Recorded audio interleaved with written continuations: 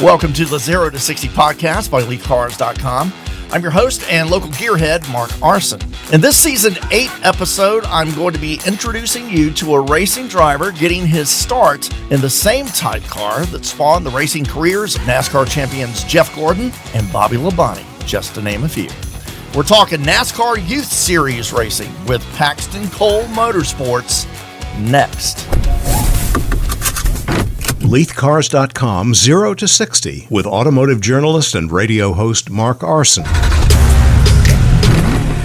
right, first of all, I want to thank my studio guest. We have Bradley Smith, who is the father of Paxton. And you guys are Paxton Cole Motorsports. So welcome to the 0 to 60 podcast, guys. Thanks for having us. Glad to be here. Paxton, how old are you? I'm 8 years old. How long have you been racing, Paxton? About a season and a half. All right, so you started, 6.5 or 7 years old? Right at just barely 7. Okay, and you guys are out of Maryland originally. Correct. But now you're in the heart of NASCAR country. Yep, had to move down where the racing was. Yeah. Your last name is Smith. Right. But why is your racing team called Paxton Cole Motorsports? So Cole is Paxton's middle name, which comes from Cole Trickle in the movie Days of Thunder, which is his favorite thing to watch, right, Paxton? Usually.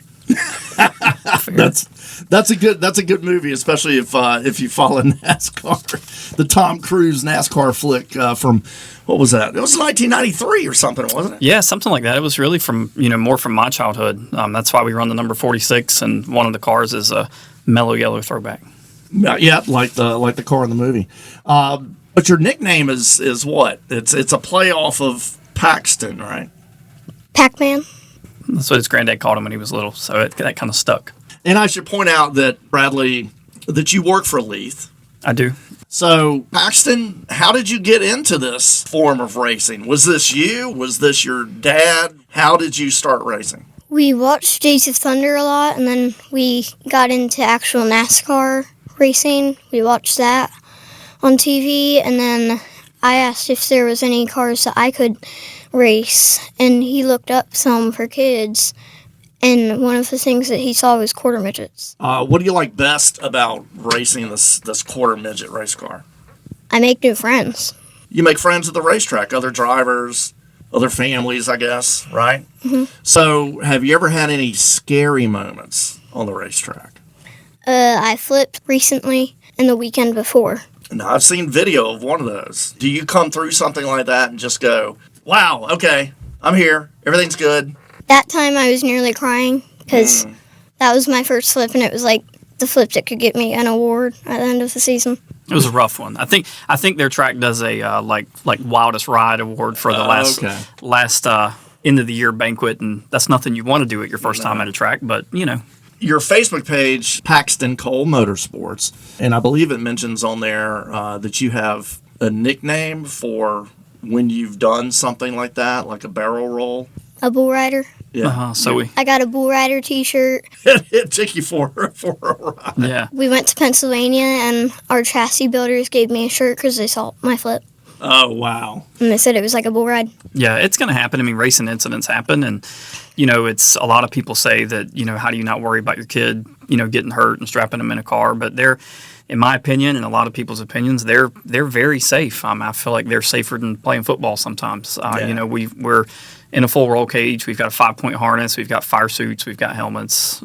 So we're pretty safe. I mean, we've rolled 2 cars now in the past couple weeks, and other than the some tore up parts on the cars, Paxton's had 0 injuries, no bruises, no bumps, and everything good. The first time that I flipped, when I was in the air, he was over the fence while I was still up.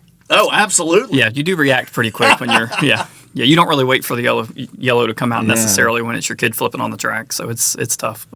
You feel safe, obviously, or you wouldn't do it, I guess, right? I feel tight. I can barely breathe.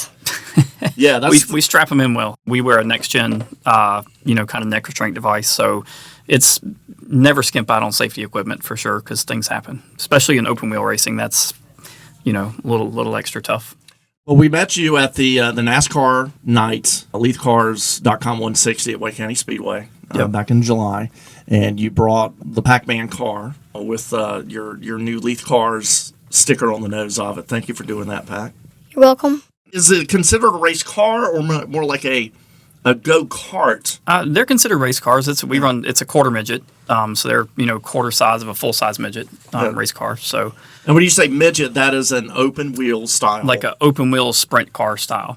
And one of the reasons, I guess, for coming to North Carolina, so you could race in the series here, although it is a national series. Yeah, it's the NASCAR Youth Series. USAC, or United States Auto Club, is who's put this series on for I don't know how long, years and years, and they partnered with NASCAR this year to make it the NASCAR Youth Series. So this is the first year that it has any NASCAR involvement. Okay. Yeah, they've got a great website, which I believe is NASCAR Youth.com. That sounds right. So the track are there a lot of racetracks that, where you can go race, or how does that work? Yeah, so there's not a lot here. There's actually more up in Maryland and PA where we originally were. We were running dirt up there.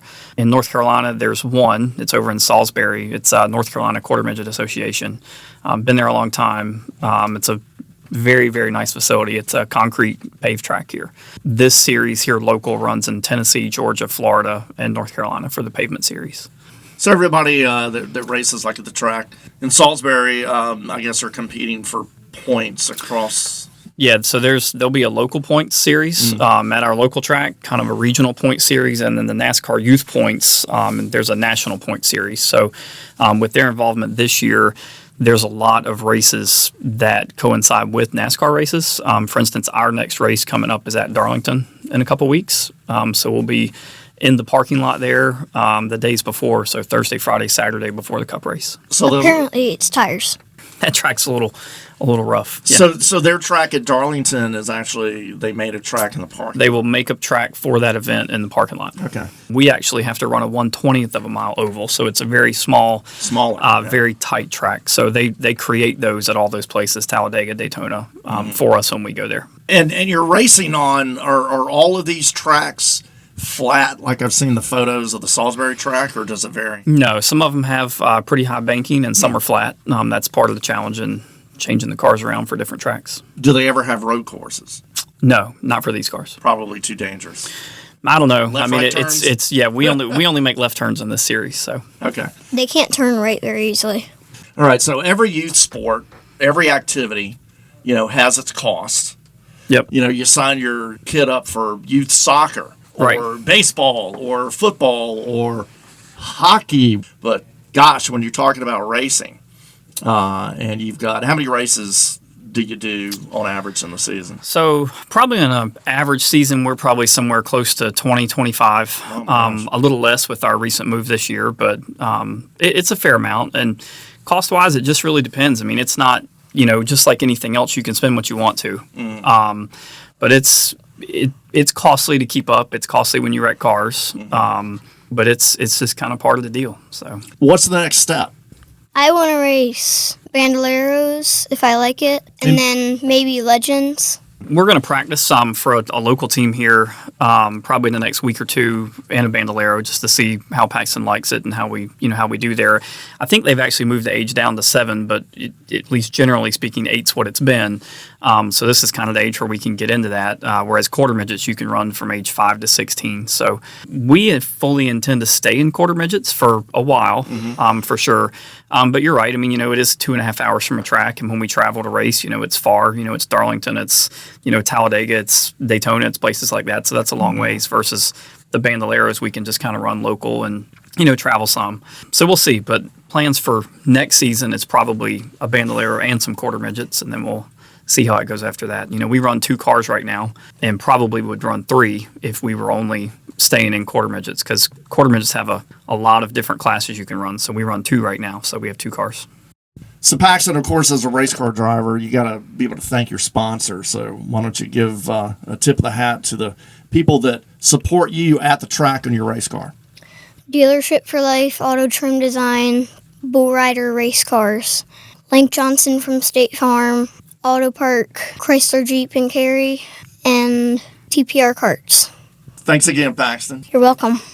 Bradley, thank you for bringing the family in, and Thank you. good luck to you. Thanks. I'm Mark Arson. Thank you for listening to the 0 to 60 podcast. It's a monthly series bringing you news from around the Leith Automotive Group and the world of motorsports in the Carolinas and Virginia. Be sure to follow us on social at LeithCars and visit our website, LeithCars.com. 0 to 60 is a production of LeithCars.com. Like us on Facebook at LeithCars. The copyright in this podcast and its contents belongs to Leith Incorporated.